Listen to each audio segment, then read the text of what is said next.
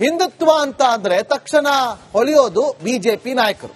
ಆದ್ರೆ ಈಗೀಗ ರಾಜ್ಯದ ಮಟ್ಟಿಗೆ ಹಿಂದುತ್ವ ಟೆಂಪಲ್ ರನ್ ಅಂತ ಅಂದ್ರೆ ಅದು ರಾಜ್ಯದ ಮಟ್ಟಿಗೆ ಡಿಕೆ ಶಿವಕುಮಾರ್ ಅನ್ನುವಂತಾಗಿದೆ. ಅಷ್ಟರ ಮಟ್ಟಿಗೆ ಕೇಸರಿ ಸುನಾಮಿಯಲ್ಲಿ ಮಿಂದೇಳುತ್ತಿದ್ದಾರೆ ಡಿಕೆ ಶಿವಕುಮಾರ್ ಅವರು. ಕೈ ಪಾರ್ಟಿಯ ಲೀಡರ್ಗಳಿಗೆ ಮುಜುಗರ ಆಗಬೇಕು.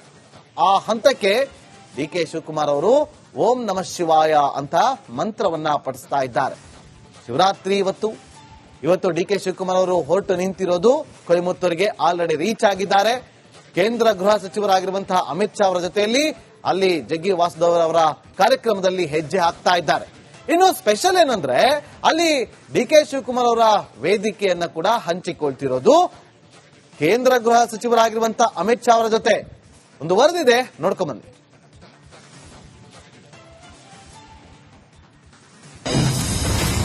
ಯಾವ ಬಿಜೆಪಿ ನಾಯಕರಿಗೂ ಕಮ್ಮಿ ಇಲ್ಲ ಡಿಕೆ.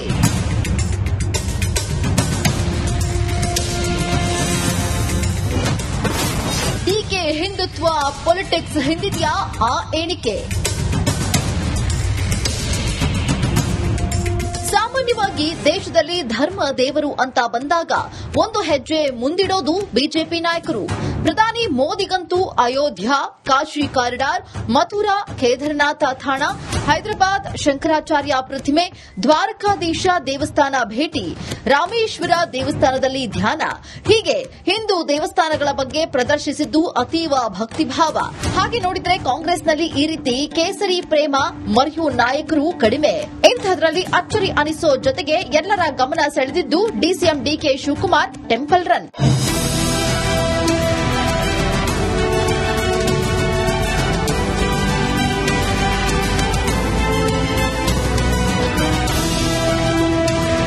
ಹಾಗೆ ನೋಡಿದ್ರೆ ಕೆಪಿಸಿಸಿ ಅಧ್ಯಕ್ಷ ಡಿಕೆ ಶಿವಕುಮಾರ್ ಮೊದಲಿನಿಂದಲೂ ದೇವಭಕ್ತ. ನೊಣವಿನ ಕೆರೆ ಅಜ್ಜಯ್ಯನ ಕಂಡ್ರಂತೂ ಡಿಕೆಶಿಗೆ ಅಪಾರ ಭಕ್ತಿ, ನಂಬಿಕೆ. ಹಾಗೆ ಈಗಂತೂ ಡಿಕೆಗೆ ಅದೇಕೋ ಏನೋ ದೇವಾಲಯಗಳೆಂದರೆ ಸ್ವಲ್ಪ ಹೆಚ್ಚೇ ಭಕ್ತಿ ಎದ್ದು ಕಾಣ್ತಿದೆ. ಇದಕ್ಕೆ ಸಾಕ್ಷಿ ಎನ್ನುವಂತೆ ಶಿವರಾತ್ರಿ ಪ್ರಯುಕ್ತ ಡಿಕೆ ಶಿವಕುಮಾರ್ ಕೊಯಮತ್ತೂರಿನ ಈಶಾ ಫೌಂಡೇಶನ್ ಶಿವರಾತ್ರಿ ಕಾರ್ಯಕ್ರಮಕ್ಕೆ ತೆರಳುತ್ತಾ ಇದ್ದಾರೆ. ಜಗ್ಗಿ ವಾಸುದೇವರ ಈಶಾ ಫೌಂಡೇಶನ್ ಆಯೋಜಿಸೋ ಶಿವರಾತ್ರಿ ಸಂಭ್ರಮದಲ್ಲಿ ರಾತ್ರಿ ಇಡೀ ಶಿವನ ಆರಾಧನೆ, ಶಿವಜಪ, ಮಂತ್ರ ಪಠಣೆ ಜೊತೆಗೆ ಸಾಂಸ್ಕೃತಿಕ ಕಾರ್ಯಕ್ರಮಗಳ ಭಕ್ತಿ ಸಿಂಚನ. ಈ ಬಾರಿ ಶಿವರಾತ್ರಿ ಮಹೋತ್ಸವಕ್ಕೆ ವಿಶೇಷ ಅತಿಥಿಯಾಗಿದ್ದಾರೆ ರಾಜ್ಯ ಕಾಂಗ್ರೆಸ್ ಅಧ್ಯಕ್ಷ ಡಿಕೆ ಶಿವಕುಮಾರ್. ಕೇಂದ್ರ ಗೃಹ ಸಚಿವ ಅಮಿತ್ ಶಾ ಕೂಡ ಈ ಕಾರ್ಯಕ್ರಮದ ವಿಶೇಷ ಅತಿಥಿ.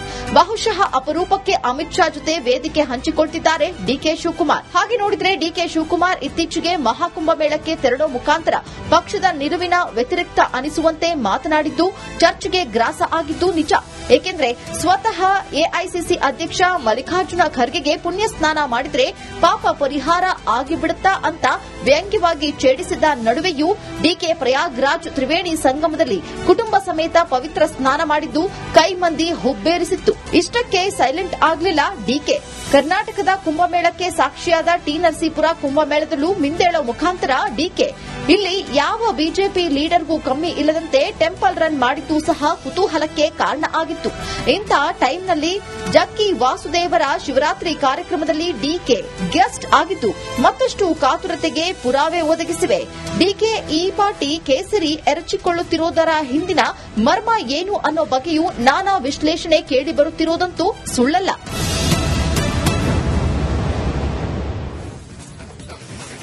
ಈಗ ಡಿಕೆ ಶಿವಕುಮಾರ್ ಅವರು ಕೊಯಮತ್ತೂರಲ್ಲಿರುವಂತಹ ಇಶಾ ಫೌಂಡೇಶನ್ ನಲ್ಲಿ ಹಾಜರಾಗಿದ್ದಾರೆ. ಇಷ್ಟೊತ್ತಿಗೂ ಕೂಡ ನಾವು ವರದಿಯಲ್ಲೂ ಕೂಡ ಆ ದೃಶ್ಯಾವಳಿಗಳನ್ನ ಗಮನಿಸಿದ್ವಿ.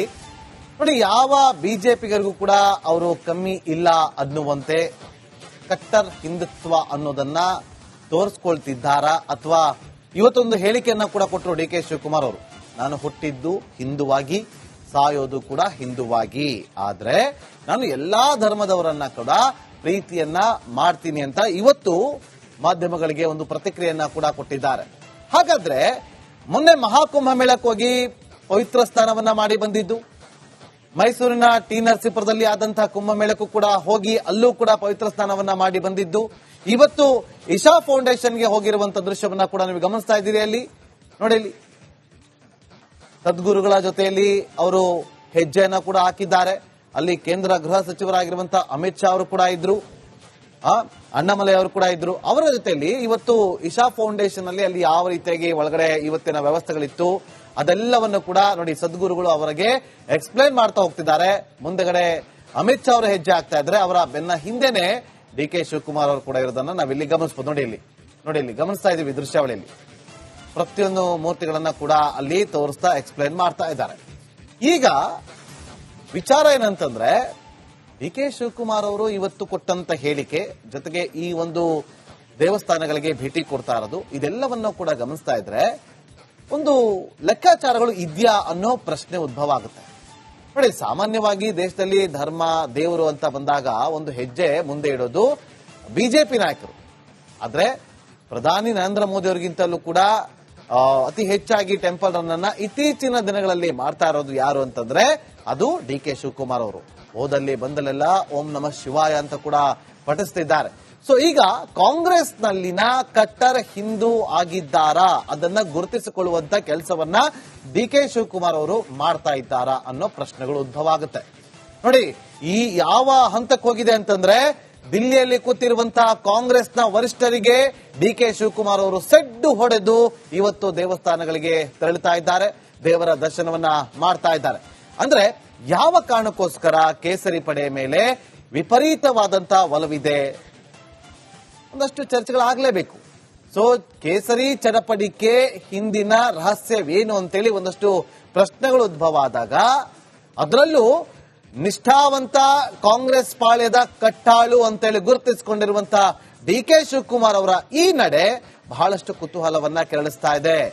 ಅದು ಇವತ್ತಿನ ಸಂದರ್ಭದಲ್ಲಿ ಅಧಿಕಾರ ಹಂಚಿಕೆಯ ವಿವಾದ ನಡೀತಾ ಇರುವಂತಹ ಸಂದರ್ಭದಲ್ಲಿ ಡಿ ಕೆ ಶಿವಕುಮಾರ್ ಅವರು ಹಿಂದೂ ಜಪ ಮಾಡ್ತಿರೋದ್ರ ಹಿಂದೆ ಒಂದಷ್ಟು ಲೆಕ್ಕಾಚಾರಗಳು ಅಡಗಿದೆ ಅನ್ನೋದು ಗೊತ್ತಾಗ್ತಾ ಇದೆ. ಇಲ್ಲಿ ಪ್ರಧಾನಿ ನರೇಂದ್ರ ಮೋದಿ ಅವರ ನಡೆಯನ್ನೇನಾದ್ರೂ ಕಾಪಿ ಅಂಡ್ ಪೇಸ್ಟ್ ಮಾಡ್ತಿದ್ದಾರ ಅನ್ನೋ ಪ್ರಶ್ನೆ ಸಾಮಾನ್ಯವಾಗಿ ಹಿಂದೂಗಳು ಪ್ರಶ್ನೆ ಮಾಡೇ ಮಾಡ್ತಾರೆ. ದೇವಾಲಯಗಳ ಭೇಟಿ ವೇಳೆ ಅವರು ವರ್ಣರಂಜಿತ ಶೋಗಳಲ್ಲೂ ಕೂಡ ಭಾಗಿಯಾಗ್ತಿದ್ದಾರೆ. ವಸ್ತ್ರ ಅಂದ್ರೆ ನೋಡಿ, ಅವರು ಧರಿಸುವಂತ ನೋಡಿ ಇಲ್ಲಿ ಗಮನಿಸ್ತಾ ಇದ್ದೀವಿ, ಅವರು ಧರಿಸುವಂತ ವಸ್ತ್ರ, ಅವರಿಡುವಂತ ತಿಲಕ, ಅವರು ಧರಿಸುವಂತ ಪೇಟ ಎಲ್ಲದರಲ್ಲೂ ಕೂಡ ವಿಶೇಷವಾಗಿ ಅವರು ಕಾಳಜಿಯನ್ನ ವಹಿಸ್ತಾ ಇದ್ದಾರೆ. ನೋಡಿ, ಪುಣ್ಯ ಸ್ನಾನ ಮಾಡುವ ಸಂದರ್ಭದಲ್ಲೂ ಕೂಡ ಅವರು ಕ್ಯಾಮರಾದ ಮೂಲಕ ವಿಡಿಯೋವನ್ನ ಕೂಡ ಮಾಡಿಸಿಕೊಂಡಿದ್ರು ಡಿ ಕೆ ಶಿವಕುಮಾರ್ ಅವರು. ಅದನ್ನ ಅವರು ಒಂದು ರೀತಿಯಲ್ಲಿ ಇಡೀ ಮಾಧ್ಯಮಗಳ ಆಕರ್ಷಣೆ ಕೂಡ ಆಗಿದ್ದು ಅವತ್ತು ಪುಣ್ಯ ಸ್ನಾನ ಮಾಡುವ ಸಂದರ್ಭದಲ್ಲಿ ಜನರಲ್ಲೂ ಕೂಡ ಈ ಬಗ್ಗೆ ಒಂದು ಪಾಸಿಟಿವ್ ಆಗಿ ಒಂದಷ್ಟು ನಿಲುವುಗಳು ಬರೋದಕ್ಕೆ ಶುರುವಾಗಿತ್ತು. ಸಕಾರಾತ್ಮಕತೆಯ ರೂಪದಲ್ಲೇ ಒಂದಷ್ಟು ಬಿಂಬಿತವಾಗ್ತಾ ಇತ್ತು. ಸೊ ಚುನಾವಣೆಯ ಸಂದರ್ಭದಲ್ಲಿ ಖಂಡಿತ ಇದೆಲ್ಲ ಕೌಂಟ್ ಆಗುತ್ತೆ ಅನ್ನೋದು ರಾಜಕೀಯ ವಿಶ್ಲೇಷಕರ ಒಂದಷ್ಟು ಲೆಕ್ಕಾಚಾರಗಳಂತೂ ಇದ್ದೇ ಇದೆ. ಸೊ ಕಟ್ಟ ಹಿಂದೂಗಳ ಮನದಲ್ಲಿ ಇವರು ಕೂಡ ಕಟ್ಟ ಹಿಂದುತ್ವವಾದಿ, ಕಾಂಗ್ರೆಸ್ನಲ್ಲಿದ್ರೂ ಕೂಡ ಹಿಂದೂವಾದಿ ಅಂತೇಳಿ ಪೂರಕವಾದಂತಹ ಭಾವನೆಗಳು ಇವತ್ತು ತಂತಾನೇ ಹುಟ್ಟುಕೊಳ್ಳೋದಕ್ಕೆ ಶುರುವಾಗಿದೆ. ಪ್ರತಿಯೊಬ್ಬರ ಭಾವನೆಗಳು ಆ ರೀತಿಯಾಗಿ ಹುಟ್ಟುಕೊಳ್ತಾ ಇದೆ. ನೋಡಿ, ರಾಜ್ಯ ಮಟ್ಟದಲ್ಲಿ ತಮ್ಮ ವರ್ಚಸ್ಸನ್ನ ಹೆಚ್ಚಿಸಿಕೊಳ್ಳೋದಕ್ಕೆ ಒಂದು ಅವಕಾಶ ಸಿಕ್ಕಿದ್ದನ್ನ ಅವರು ಸದ್ಬಳಕೆ ಮಾಡ್ಕೊಳ್ತಿದ್ದಾರೆ ಅಂದ್ರೂ ಕೂಡ ತಪ್ಪಾಗೋದಿಲ್ಲ. ಇದೇನಾದ್ರೂ ಆದ್ರೆ ಬಿಜೆಪಿಗೆ ಓಟ್ಗಳಿಗೆ ಕನ್ನ ಬೆಳೆದು ಪಕ್ಕ. ಸೊ ಕೈ ಪಕ್ಷದಲ್ಲಿದ್ರೂ ಕೂಡ ಹಿಂದೂ ಮತಬುಟ್ಟಿಗೆ ಕೈ ಹಾಕಿದ್ದಾರಾ ಡಿ ಕೆ ಶಿವಕುಮಾರ್ ಅವರು ಅನ್ನುವ ಒಂದಷ್ಟು ಚರ್ಚೆಗಳಾಗುತ್ತೆ. ಒಕ್ಕಲಿಗ ನಾಯಕ ಪಟ್ಟದಿಂದ ಹಿಂದೂ ಲೀಡರ್ ಅನ್ನೋ ಪಟ್ಟವನ್ನ ಕೂಡ ಗಿಟ್ಟಿಸಿಕೊಳ್ಳುವಂತ ಚಾನ್ಸಸ್ಗಳಿದೆ. ಮುಂದೆ ಸಿಎಂ ಪಟ್ಟಕ್ಕೇರೋದಕ್ಕೆ ಈ ನೀತಿ ಇದೆಯಲ್ಲ, ಕಟ್ಟರ್ ಹಿಂದುತ್ವವಾದಿ ಅನ್ನೋದು, ಆ ನೀತಿ ಬಹಳ ಸಹಕಾರಿ ಆಗುತ್ತೆ ಅನ್ನೋದ್ರಲ್ಲಿ ಯಾವುದೇ ಅನುಮಾನ ಬೇಡ.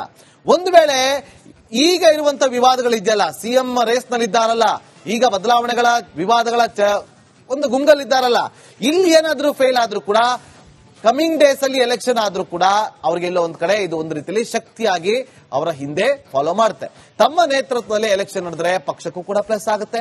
ಮುಂದೆ ಪಕ್ಷ ಬಹುಮತವನ್ನ ಪಡೆದ್ರೆ ತಮಗೆ ಸಿಎಂ ಹುದ್ದೆ ಕೂಡ ಸಿಗುತ್ತೆ ಅನ್ನೋ ಲೆಕ್ಕಾಚಾರ. ಅಹಿಂದ ನಾಯಕ ಸಿದ್ದು ಅವರನ್ನ ಓವರ್ಟೇಕ್ ಮಾಡೋದು ಅಷ್ಟು ಸುಲಭವಲ್ಲ. ಆದ್ರೆ ಈಗ ಇವರು ಮಾಡ್ತಾ ಇರೋದು ಎಲ್ಲೋ ಒಂದ್ ಕಡೆ ಅವರಿಗೆ ಒಂದು ರೀತಿಯಲ್ಲಿ ರೆಡ್ ಕಾರ್ಪೆಟ್ ಆಗುವಂತ ಚಾನ್ಸಸ್ಗಳು ಎದುರಾಗುತ್ತೆ.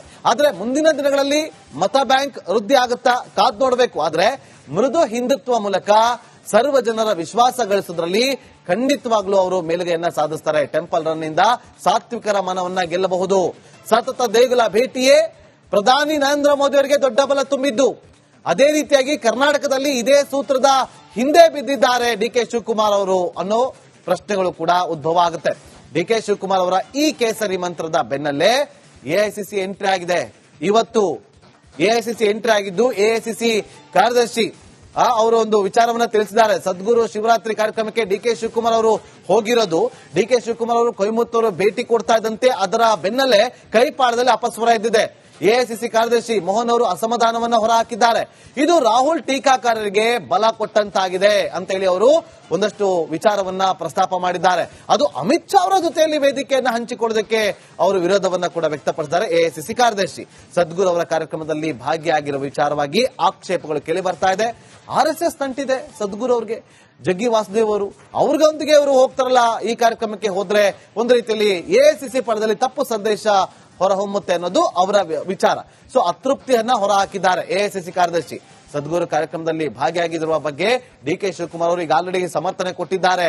ಖುದ್ದು ಆಹ್ವಾನ ಕೊಟ್ಟಂತಹ ಮೈಸೂರಿನ ಸದ್ಗುರು ಅವರು, ನಾನು ಹುಟ್ಟಿದ್ದು ಹಿಂದುವಾಗಿ ಸಾಯೋದು ಕೂಡ ಹಿಂದುವಾಗಿ, ಆದ್ರೆ ಎಲ್ಲಾ ಧರ್ಮವನ್ನ ಕೂಡ ನಾನು ಪ್ರೀತಿಯನ್ನ ಮಾಡ್ತೇನೆ, ಹೀಗಾಗಿ ಕಾರ್ಯಕ್ರಮದಲ್ಲಿ ಭಾಗಿಯಾಗ್ತಾ ಇದ್ದೀನಿ ಅಂತೇಳಿ ಇವತ್ತು ಡಿಕೆ ಶಿವಕುಮಾರ್ ಅವರು ಸ್ಪಷ್ಟನೆ ಕೊಟ್ಟಿದ್ದಾರೆ. ಬಿಜೆಪಿ ಜೊತೆ ಸಂಪರ್ಕದಲ್ಲಿ ಇಲ್ಲ ಅಂತಲೂ ಕೂಡ ಸ್ಪಷ್ಟ ಕೊಟ್ಟಿದ್ದಾರೆ. ಮುಂದೆ ಏನಾಗುತ್ತೋ ಕಾದ್ ನೋಡ್ಬೇಕು.